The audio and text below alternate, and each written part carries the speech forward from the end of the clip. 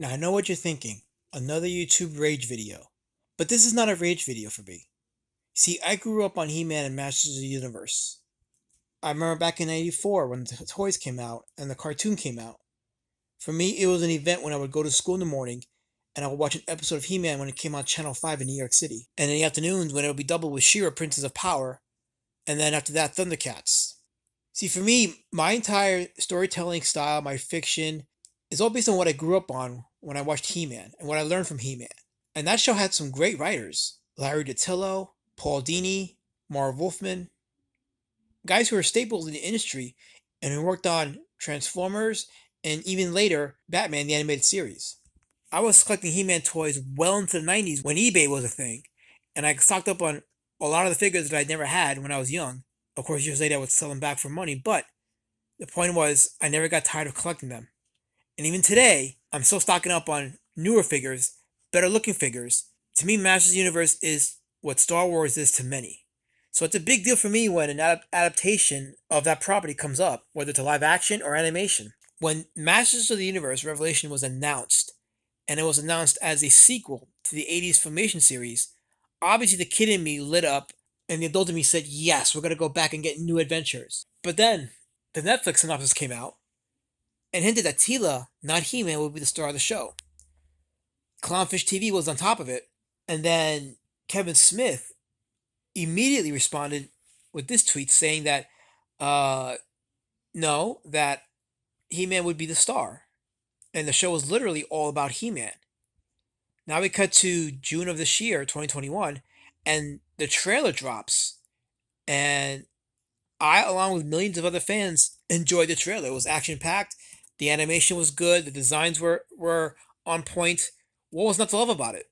Well, unfortunately, as more and more people started to observe the trailer, they started to see that it seemed like, according to the synopsis and according to what we already know, the footage in the trailer was taken off either the first or the first two episodes of the series, meaning there's a whole 3 or 4 episodes of footage that we have not seen. And why is that? Could it be the synopsis was correct? Could it be that He-Man is being sidelined? More importantly, is Kevin Smith lying? Now, for me, I don't judge a show or a movie or anything until I get the spoilers on Reddit. That's how I avoided paying money to see The Last Jedi, and that's how I avoided seeing The Rise of Skywalker at all. As far as I'm concerned, Star Wars is a dead brand. Yeah, The Mandalorian was okay, Luke Skywalker's Return was awesome, but as long as the sequels are considered canon, to me, the brand is dead. I don't care for it. Masters of the Universe, however, to me, there's more richness in that world, there's more depth in that world, so I'm always intrigued when an adaptation is brought about, especially one that's touted as a sequel. And I feel like there's so much potential with this product, with this brand, with this IP, that any attempt to tinker with it to me is like a blown opportunity. And I'm wondering, do you guys want to make money? Like, Mattel, do you guys want to make money? Do you really want to bank on this? Because with the failure of Star Wars and the upcoming failure of the MCU, you have a chance to really overtake a generation with countless stories of these characters, and there's a richness of characters in the Masters of the Universe IP. But if you're going to sidelight them for feminism, then what are you doing? You're blowing an opportunity. You're totally wasting away more good storytelling with feminist propaganda, anti-male, anti-masculine uh, indoctrination. It's more the same crap. Now I could have written a script for this and make it more polished, but I'm just speaking from the heart. I'm speaking from what I believe, because to me it's organic. Like this rage is not just a rage for clicks. It's an organic rage because I really want this show to succeed. I want it to do well. I want it to be good. I want Kevin Smith to not be lying.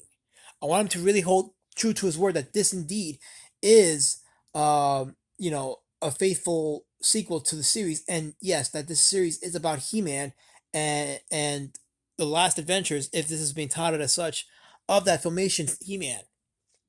And I can forgive the fact that they changed the symbol on his chest, because we can't have Christian symbology of any kind, because the hate mongers in Hollywood won't permit it. The biggest in the industry won't allow it. And I can forgive the fact that the women don't look as feminine as they do in the Filmation series.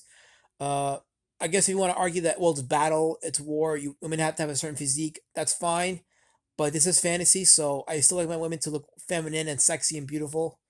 But they don't look that bush like, not entirely. I mean, they could have done a better job. Yes, I know. But my point is this: is Kevin Smith lying? Are the tweets contradictory? He did say back in 2010 or so that he wasn't a He-Man fan, but then he's touted as being a super fan in another article. So, uh, is Kevin Smith lying? Well, here's what I'm gonna do. I'm gonna document. I'm gonna make this my mission. I'm gonna be documenting the progression of the Masters of the Universe Revelation series and see where it leads up to, up until the leaks or up until the series premieres. The only thing that's giving me hope right now is the fact that we're only getting the first 5 episodes. So I'm hoping the synopsis is referring to the first 5 episodes, and perhaps we get the first episode with He-Man. Maybe Teela goes on an adventure to discover the secrets, and then that leads to He-Man being uh, you know, him coming back up again and taking up the fight again. And then the next 5 episodes after that is literally the journey of He-Man and the final battle between him and the evil forces of Skeletor and what have you. I'd be okay with that, and I'll be okay with them, exploring relationships and what have you. But if this is literally just a power trip for Teela, then this is a blunt opportunity, not only by the producers, but a humongous lie on the part of Kevin Smith. And I'm really giving him the benefit of the doubt. But I have the naysayers saying bait and switch, bait and switch, bait and switch, and I'm like, I don't have any proof to say otherwise because we've been baited and switched before. It's happened before. It goes all the way back to Godzilla 1998, or Gino as he's called, with a very kick-ass trailer and a very lackluster film. So it's been done before. We've been had before. But I'm hoping that the producers of the series have seen how Thundercats Roar was received, how the She-Ra cartoon was received, how the Powerpuff live action remake is being perceived, and realize don't tinker with a good thing. Don't reinvent the wheel. I'm glad that they're doing this, that they're doing a sequel and reinvigorating the hype and the interest in He-Man again. But it would be such a blown opportunity, such a waste if they bow down to feminist pressure and bow down to feminist indoctrination. He-Man is a masculine series. It always has been, always will be.